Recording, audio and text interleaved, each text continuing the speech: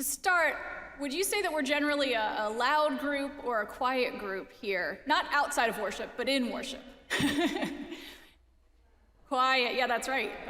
It might be loud in coffee hour, but here we tend to be a little quiet. So I'd like to break us out of that a little bit today.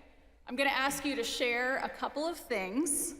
I'm going to welcome you to do it loudly, not quietly. So I'm going to ask a question and count to 3, and when I get to 3, you can lift up your response. So first, what's your favorite ice cream flavor? 1, 2, 3. Perfect. I couldn't understand any of that.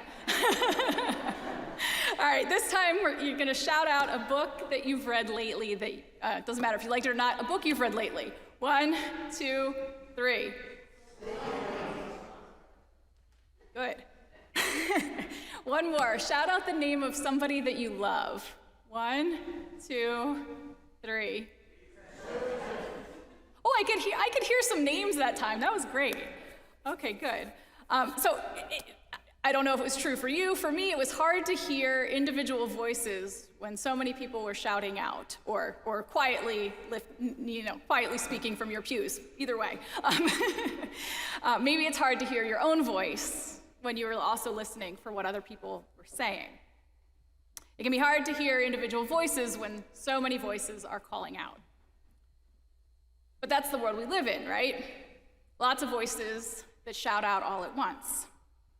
And sometimes those voices that call out might be calling us different names or telling us different stories or finding 100 quiet or loud ways to suggest that maybe we aren't good enough in some way, aren't successful enough, smart enough, secure enough, attractive enough, young enough, old enough, and on and on. You know which of these voices are loudest for you, which ones you might hear the most, whether you hear it on the outside or maybe in your own head. 10 years ago, I worked as a hospital chaplain.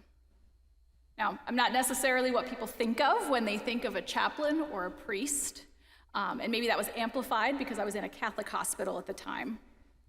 And I remember I'd go into each room bracing myself for what might pop out of someone's mouth. All those voices would be playing in the back of my head, telling me that maybe I was too young to be taken seriously, or that I had no idea what I was doing, which was partly true, or maybe that I should be more like this other calm, composed chaplain on staff. Maybe I was too religious for the person of no religion, or not religious enough for the conservative Catholic, or too female for the evangelical, or whatever else. Those voices would be kind of chattering there silently, but palpably.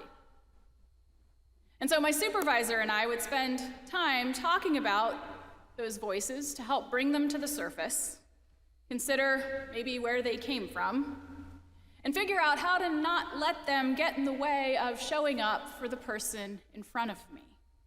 Sometimes they would make it hard for me to see the person in the room who I had just encountered with an open mind, with a calm presence, ready to listen to that person and attend to them and trust God to be present